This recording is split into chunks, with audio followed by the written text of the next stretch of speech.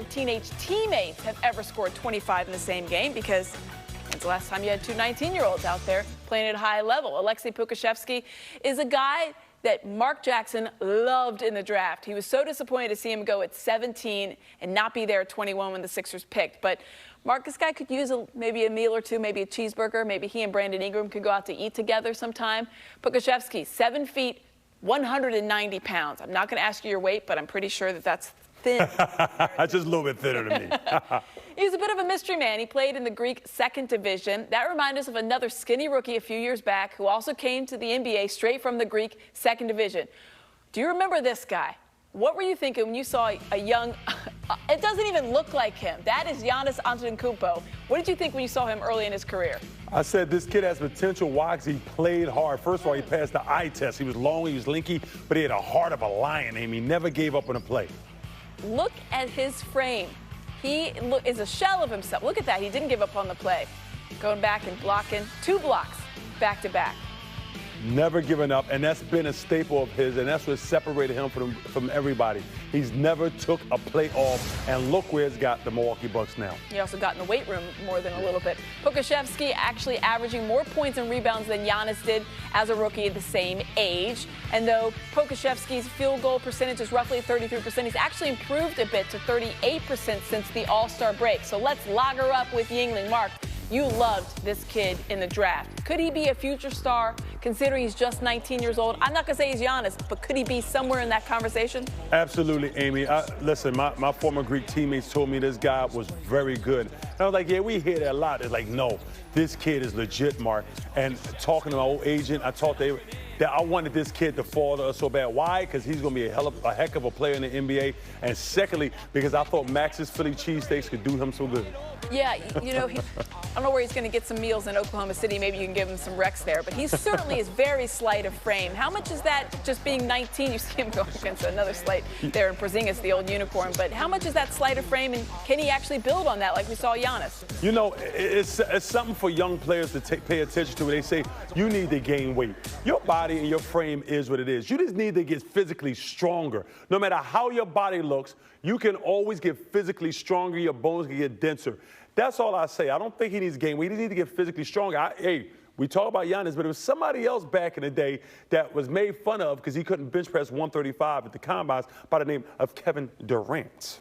You talk about the Slim Reaper. There you go. He's very slim. He fits that mold. But he has gotten a lot stronger since his rookie year coming out of Texas. All right, the Thunder were one of the NBA's biggest overachievers in the first half of the season, surprising everyone after an offseason in which they traded Chris Paul, Dennis Schroeder, and Steven Adams. In fact, they were maybe playing a little too well. Sound familiar? Back on March 27th, General Manager Sam Presti took the unusual step of shutting down a healthy Al Horford for the season. Doesn't even travel with the team. And, of course, they're going with younger players now. The Thunder, since then, shutting down Horford, well, they've gone 1-7. They also have Shai Gilgeous-Alexander, the star guard. He's been out with plantar fasciitis that entire time as well. So 1-7 in that stretch. Oklahoma City has the 7th best lottery odds right now. They could increase those odds by falling further in the standings in this next 20 games as they finish out the season. They have a war chest of first-round picks coming, a total of 18 over the next 7 seasons. I mean, that's first-round picks. I don't even want to tell you how many second-round picks they have. It's probably 40 if I had to guess. Mark, do you have any issue with the way the Thunder are playing this, sitting Al Horford the rest of the season? No reason for SGA to come back, you would think? You know, I have a problem with any team, professional team, not willing to compete to see who wins the game. I have a big problem with that. But that's the same Hickey effect, respectfully. Start the process. The NBA made a phone call, made some changes. They started to get out of that. It's very important to take note that a lot of these young teams. Now, one thing I say, they're going a different way. They're just playing their young guys. They want to develop their young guys. It was done differently here for other reasons. But their young guys actually came through. And I think that's been the biggest difference. They're young. They need to mature. They need to get more experience. So they said, Al Horford, we love you. You're a great veteran. But we want to make sure Pokusevski plays 30 minutes a game, and we can't do that while you're in uniform. Well, you mentioned the process and what it worked here. And it's hard to say that it didn't work to some degree, depending on how you look at it. It netted you Joel Embiid. It netted you Ben Simmons. It netted you another first-round pick of Markelle Fultz, which we'll kind of gloss over. But it worked to what they wanted to do. Is this possible that the Thunder could turn into a contender if they are enabled or able to get some of those first-round picks? Because it's a really good draft of that top 5 this year. It is, Amy. And Brian and I was talking about this up in the concert room. They're not going to get free agents to come there. Even though when I played for Oklahoma City, when it was the Oklahoma City Hornets, I love the town. The arena's always sold out. The fans are top notch. But players just don't want to go there for whatever reason. So they have to develop them like they did when James Harden and all them played for the Supersonics and then the Thunder. They have to develop their guys. And they're saying, if you won't come to us as free agents, we have to make superstars with our young guys. And that's the route they're going. I do have a problem with it. But if it's panning out for them to eventually turn a corner to try to win championships, go for what you got. Yeah, sometimes that end justifies the means. Well, we told you at the top of the show that these two were questionable. Now I can tell you that Tobias Harris and Danny Green are out for tonight's game. That means that Matisse Thybulle and Furkan Korkmaz are starting in their place. This is obviously a huge drop-off when it comes to offense. No offense to either player, but Furkan Korkmaz is not on the level offensively, and we know Matisse Thybulle isn't either. When you think about what Danny Green has been able to do 3-and-D, and then Tobias Harris been the most steady player, certainly in Joel Embiid's absence. You know that this is a Thunder squad that fails to score because they are so young. Is this a good time to sit these guys if they're a little bit banged up because of that? Well, anytime you get opportunity rest for your veterans, I think teams are going to nowadays going to take full advantage of that. But with the remaining roster we have with Ben Simmons, with Joel Embiid, with Shake Milton, this team has to rely on bench players. They're role players coming in and having bigger roles in anticipation versus Oklahoma City Thunder, and I think they can. Well, is it going to be the Joel show then?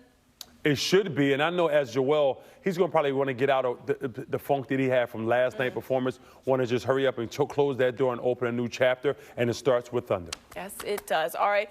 Julius, the Dr. Irving, is one of the all-time greatest players in Sixers history. He's one of the all-time greats, period. But he's also one of the greatest players in Nets history. So who will doc how this game is played? He's going to pick each question, and then we roll to the next topic. Pick and then roll. So, Mark, let's start off with this one.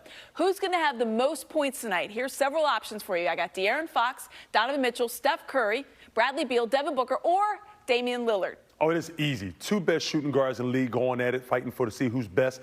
Bradley Beal has less help than Devin Booker. Give me Bradley Beal by far. All right, Bradley Beal for the first one. Next up, how many points in this game tonight for the Sixers will the Sixers score against the Thunder? Where are you going? OKC's trying to tank. Sixers get an early lead, sit their starters early. I'm going to go 104, 108. 104, 108. Okay, total three-pointers in the Kings-Jazz game. What do you have there? Oh, Jazz going to make a lot, but Sacramento struggles. Give me 27 to 28. Okay. How about Warriors threes? Just the Warrior three-pointers against the Rockets tonight. That team has been shooting abysmal from the three, exception of Steph Curry. Is going to be low. Give me 0 to 9. 0 to 9. Next up, Wizards rebounds. As you mentioned, they're playing the Suns. What do you like there? Westbrook's going to have a 30-year loan. Everybody else will manage the scraps when they get. Give me 38, 39. Those scraps over there. I like it. All right, the Blazers, they are hosting the Pistons. How many points does Portland score, you think? Portland's going to put buckets up after buckets up. Give me 122 to 123. 122, 123. Okay, Rockets-Warriors tonight. Who wins that game and by how much? Warriors are struggling. Steph Curry's trying to hype them. Give me Steph Curry and the Warriors win that game. How much? Oh, I think they're going to struggle to win. Give me 7 to 8. 7 to 8, okay. How about the Wizards and the Suns? Who wins that one? And I'll ask you how much, too. Oh, Suns will win that game. They're one of the best teams in the league, premier. I'm going to go with the Suns. I think it's going to be close because Westbrook and Bradley Beal is going to take it personal, make it 4 to 6. 4 to 6. All right, make sure you guys download the NBC Sports Predictor app. It's powered by PointsBet, so you can play along for your chance at a cash prize up to $50,000. All right, let's take a look right now at the Eastern Conference standings. The Sixers are just a game behind the Brooklyn Nets. Milwaukee 3 games back of the Sixers. Those top 3 teams all have 20 games left to play in this 72-game regular season. Well, Julius Irving is watching the Eastern Conference playoff race with great interest. Of course, the Hall of Famer was a guest on the most recent episode of Inside the Green Room with Danny Green. Here's a piece of that really interesting conversation with Danny Green and his co-host, Harrison Sanford. Take a listen. We know Dr. J's affiliation with the Philadelphia 76ers. We also know his ABA affiliation with the Nets as well. And now that we see the Brooklyn Nets at their level, I wonder, Mr. Irving, if we get to an Eastern Conference Finals and we see the Brooklyn Nets and the Philadelphia 76ers go head-to-head, where would your allegiances lie? Oh, man, Sixers, no doubt, straight up. You know, I played my whole NBA career with the Sixers. I split my ABA career with the Virginia Squires and the New York Nets at the time. And I, you know, I always pulled for the old ABA teams, San Antonio and Denver Nuggets. Utah had a franchise. This one is different because they moved from New Orleans. The Indiana Pacers, yes, for sure. And the Nets. So, you know, I'm always going to pull for them to do well, but I don't pull for any of them to do well against my Sixers. You know? Good choice, man. Good choice. I like it, man. I love it. Speaking of the Nets, man, you've seen a lot of basketball in your days and your time. I guess give us a breakdown or your opinion of how they've been able to frame or put together talents. What do you think of their group, their roster, and what they've been able to do? Yeah, so it's reminiscent of how the Yankees used to do all the time. You know, they load up, man. They call it buying a championship. And the Lakers are known for doing that too. They're just trying to buy a championship, man. They're getting all these pieces. They don't know at the end of the season what it's going to look like or what it's going to feel like, but they're going to be formidable to anyone. You know, when you got, you know, a team with 6 former All-Stars and you got several All-Pro guys, 3 guys at least, you know, who have been All-Pro and whatever, who have been there and who have succeeded in the playoffs, then that's quite a challenge. But I think, you know, first of all, we have an advantage coaching-wise based on experience with Doc in terms of the championship experience that you have and Dwight has or whatever. And then the ambition, I think, of Ben and Joel, you know, these guys are hungry now, man. You know, they've been projected and they've been a part of what they call the process for several years. Well, it's time for the process to bear some fruit. And boy, a lot of the blame went to, you know, Brett, and he got big shoulders. He's a man about it, and he can only take them so far, and he did.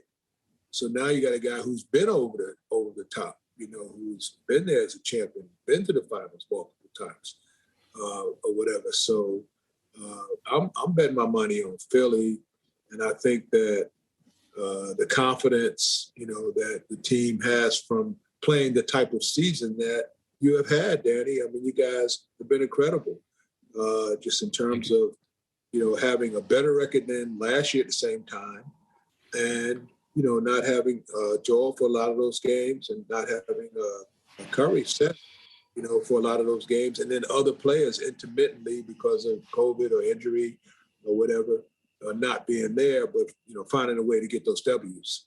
So W's breed confidence, and it's not cool to be overconfident, but it's very cool to be confident. So you need to maintain the confidence and then get out there and perform. That's the way I see it. All right, Dr. J saying, listen, we've been part of that process. Now we need to see some of the products of that process. He says he's pulling for the Sixers. Then he proceeded to name every ABA team, I think, out there. Of course, him with the Squires and the Nets. But the Sixers, you like the Sixers against the Nets. Do you still like them, even after you've seen the last couple? I'm big on matchups, Amy. First of all, the Nets have no one whatsoever that can contend with Joel Embiid. Now, with that being said, they brought in Blake Griffin and LaMarcus Aldridge. But like I said, they still have no one that can contend with Joel Embiid. And then on the other aspect of that, they do have 3 powerful individuals in KD, James Harden, and Kyrie. But we have 2 defenders that can make life a little difficult for 2 of the 3, Matisse Thybulle and Ben Simmons. Not saying they can stop them, but they can make life a little bit more difficult. So we have 2 versus their 3, and they have no one that can dominate or contend with Joel Embiid. And I still think our bench is deeper than this, and our cohesiveness will be better going into the playoffs. I like the Sixers in 6. One thing Dr. J brought up is Doc Rivers being, I love that he called him Doc, Doc Rivers gives the Sixers an edge in that matchup. No offense to Steve Nash, but he's obviously a first-year coach. Doc Rivers has been there before. He has a title. How much do you think that plays a factor in any matchup between those two? Major. Now, we all know players get most of the credit, coaches get all the blame. But when we speak about Doc Rivers, and like I said, I agree, it's funny he did call him Doc. It's very important to understand Doc's battle test has been there, has been in 2 different occasions competing for it. He has just been around the block. Steve Nash has a great staff, but as the head coach, this is his rookie year.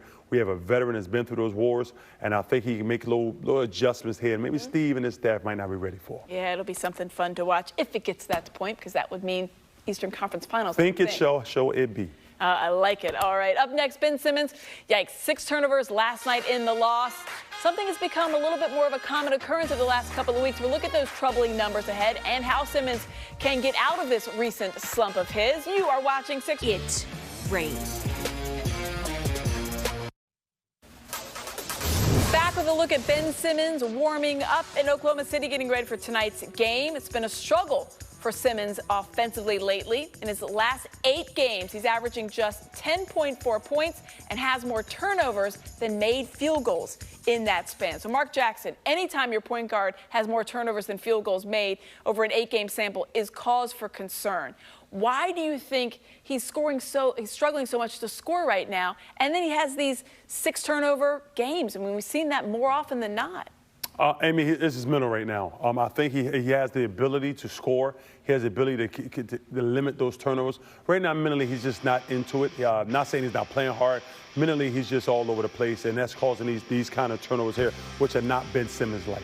Is this one of those things that can snowball? Sometimes if you're having an off night, you know, turning the ball over, that now it's in your head that you're turning the ball, you know what I mean? Like, and then it just kind of compounds? You know, Amy, a lot of superstars have off nights where they come back and make it right the next day.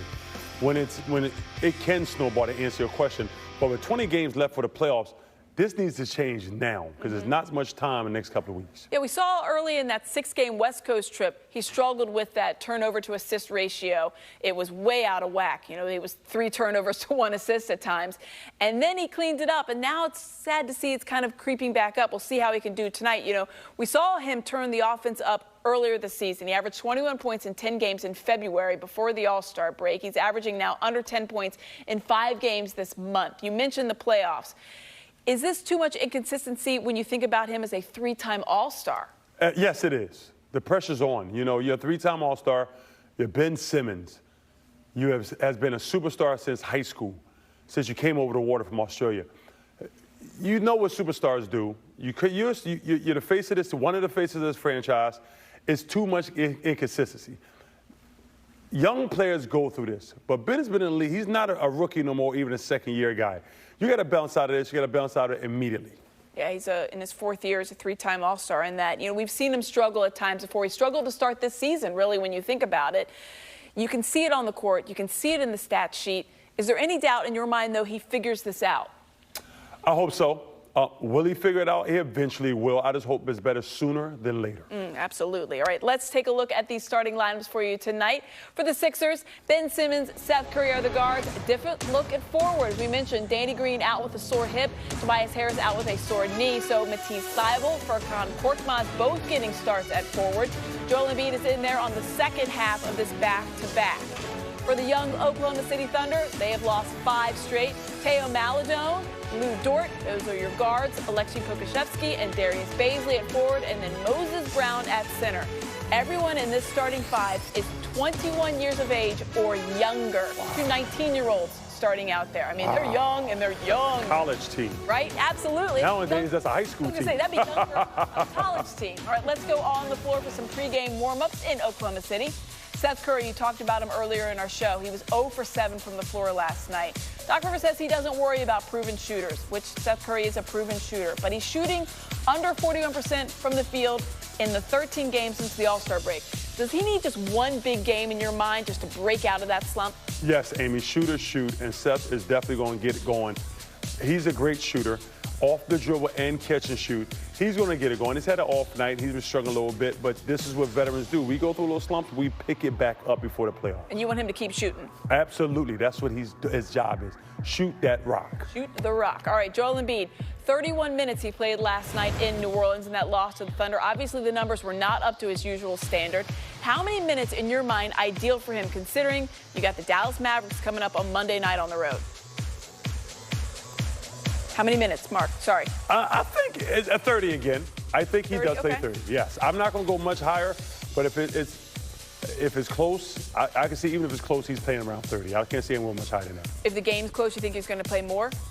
Not much. I don't think they're pushing that. I think they give Dwight a lot of this extra 18, but I'm thinking he's going to be around 30 because it is a back-to-back. Those 19-year-olds ain't seen Dwight Howard before, I tell you that. They might not be ready. The boogeyman. Unless they saw him on YouTube. All right, 21-year-old Lou Dort made a name for himself in the playoffs last season, giving James Harden fits, getting up all in his business defensively. Are the Sixers going to have to match Dort's physicality tonight? Because he really can bring it. Yeah, you just seen him right there. Just right? a woman line. Yeah, this guy, whoa.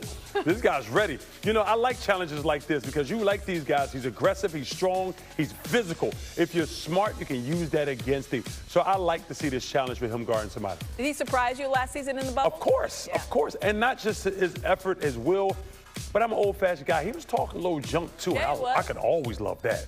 It's always great when you have to Google the player that's given James Harden business. That's what everybody did for Lou Dort when they watched him last year. All right, let's cross it over and welcome in Ala Abdelnaby now. And Ala, we aren't seeing Ben Simmons impose his will offensively. Defensively, he's still there, but offensively, his scoring is down. And then you look at his assists and his turnover ratio, it's completely out of whack. We're at 1-to-1 last night, 6 turnovers, 6 assists. In the last 8 games, he's had more turnovers than field goals made. Yeah. What are you seeing from Ben right now? I think it's his decision-making. You know, his decision-making process in regards to point guards are times when you just avoid putting yourself in situations that are going to lead to turnovers, that are going to lead to trouble. And I think he'll get there eventually. Like Mark said, you'd rather have it be sooner rather than later. But right now, I think it's about his decision-making process and in relation to where he is out on the floor. But I like it when, like he was a couple months ago, just taking it to the hole, putting his head down, finding avenues and little alleyways to the basket. But that seems to have dried up a little bit. We want to see more of that. So he's not had over 6 assists in his last 7 games. That's low for him. This guy averages about 7 assists usually in a good year for him, which is normal. He's a 3-time All-Star. Is it in his head now? I hope not. I hope it's about the next game, and I hope it's not about the past, because the struggles are going to be there for you, and what you don't want to do is have them, kind of balloon into more struggles. You want to be able to nip it in the bud, and I think that's what's in front of Ben right now, is having to put one good game together and then be able to string a few more once you establish yourself as one of those elite players out on the floor, because he is, but yet hasn't played like it recently. Thunder could be a team just to do that exact thing tonight. All right, Mark, this Thunder squad, as we mentioned, very young. I mean, they're starting 5'21" and under, like a college team. They are very athletic, though. You saw Lou Dort. We've seen him, what he can do. So is this the kind of team you want to jump out, early lead, don't let them get any kind of hope of coming back in this game? You know, like I said earlier, Amy, this team is so young that they even if they want to play in control, they can't, because they're so used to trying to outquick somebody. And that leads to a lot of turnovers. 76 need to take full advantage of that, and don't let them get confident. Because as far as one-on-one play, I don't think they'll be able to do too much versus the 76ers. Their only hope is to hopefully get hot from the three-point line versus this bigger, much mature Sixers team.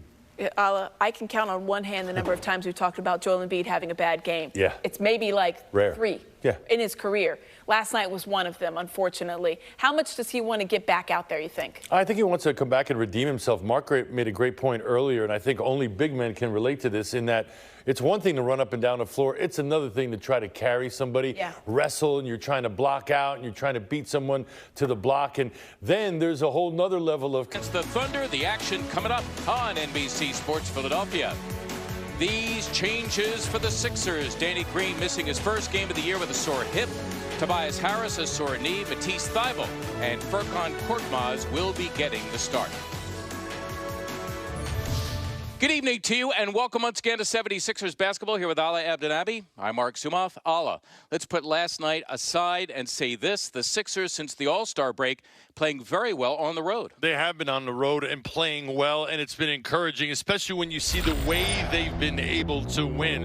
A lot of it on the defensive end of the floor, able to shut down scores like Julius Randle against the Knicks, gets the 76ers out and running off of their turnovers, and you see the nice block by Dwight Howard in L.A. and then against the Celtics, absolutely owning them. Joel Embiid able to get to the cup and do exactly what he wants. You're looking for more of that tonight, especially, Mark, as you said, after struggling last night.